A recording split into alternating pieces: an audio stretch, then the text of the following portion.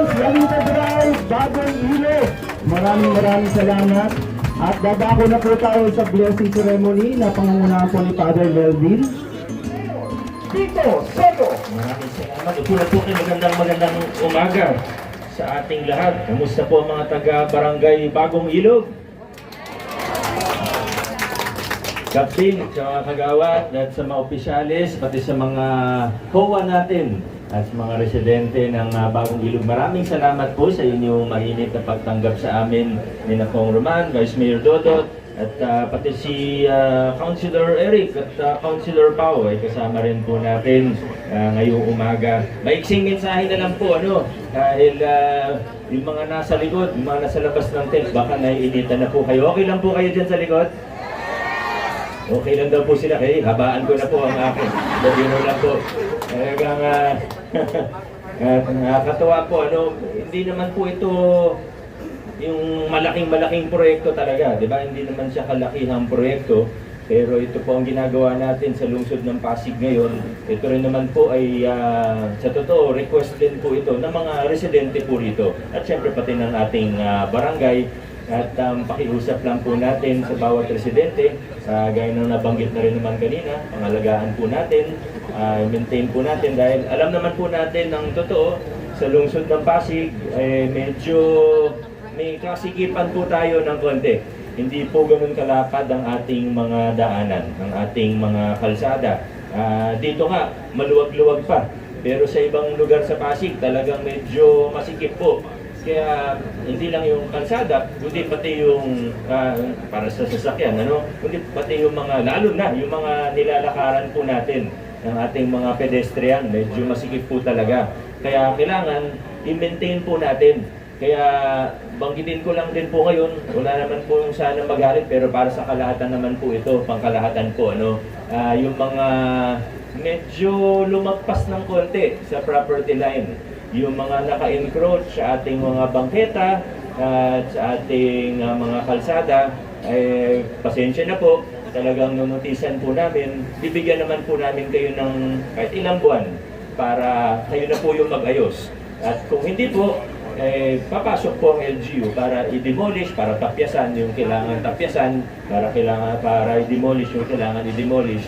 Dahil ang nipis na nga po, masyado nang makitid, masyado nang maliit yung mga dinadaanan natin, tapos may mga naka-encroach pa ng konti. Siguro sa tagal ng panahon, medyo nasanay po tayo na pwedeng lumalagpas ng konti, pero ngayon po, nag-inigpit na tayo. Hindi naman natin magagawa sa buong Pasig, sa lahat-lahat, kasabay-sabay, pero isa-isahin po talaga natin yan. Kaya pakiusap po, kung meron po tayong encroachments o kung may kapitbahay tayo na maaaring wala dito ngayon, pakibulong na lang po na mas mabuti tanggalin nyo na yan. Kasi pag pumasok ang gobyerno, siyempre tatanggalin lang talaga namin. Hindi naman namin naayusin na yun. Diba? So pakiusap lang po sa ating mga residente. Maraming salamat po. At para sa kaalaman po ng lahat, maraming salamat. Para sa kaalaman ng lahat, ito pong project na ito ay nasa more or less 113 meters at napagawa po natin sa halagang nasa 1 million pesos lamang. So magandang presyo na po yun para sa 113 meters na haba. May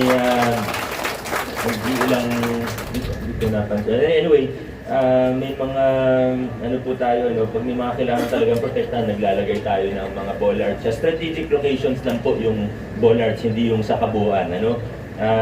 RCCP drainage line po ito, at syempre sinasama na natin yung improvement ng ating nilalakaran o ng sidewalk. Na muli po, 1.2 meters lang yung meron tayo dito sa Lanita Street. Talagang ito lang po yun, 1.2 meters. I-maintain na natin, siguraduhin na natin na hindi siya maging 1.1, na hindi siya maging 1, di ba? O hindi siya maging 0.9 na lang pagdating ng panahon. Maintain na natin yung 1.2. Hindi naman tayo mag-widening dito pero maintain na natin yung ating yung lapad ng ating kalsada, ng ating bangketa, ng sidewalk po natin.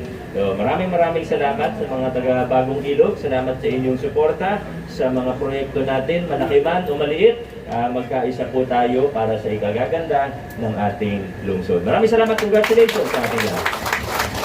Maraming salamat po, Mayor Vico Soto. Dadako na po tayo sa ating blessing. Congratulations, Lalita Drive, bagong ilo. Maraming salamat. At dadako na po tayo sa blessing. Thy will be done on earth as it is in heaven. Give us this day our daily bread, and forgive us our trespasses, as we forgive those who trespass against us. And lead us not into temptation, but deliver us from evil. Amen. Hail Mary, full of grace, the Lord is with you. Blessed are you amongst women, and blessed is the fruit of thy womb. Holy Mary, Mother of God, pray for us sinners, now and at the hour of our death. Hail Mary, full of grace, the Lord is with you. Blessed are you among women, blessed is the fruit of thy womb.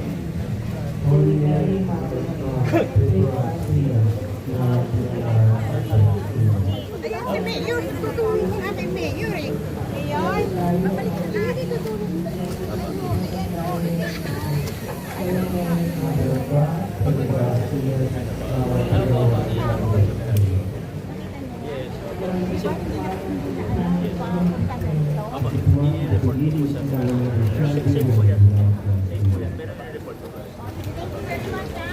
Thank you.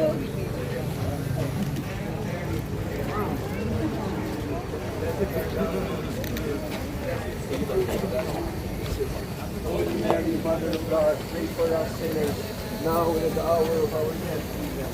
Hail Mary, full of grace, the Lord is with you. Blessed art thou amongst women, and blessed is the fruit of thy womb. Holy Mary, Mother of God, pray for us sinners, now and at the hour of our death. Amen. Hail Mary, full of grace, the Lord is with you. Blessed art thou amongst women, and blessed is the fruit of thy womb. Holy Mary, Mother of God,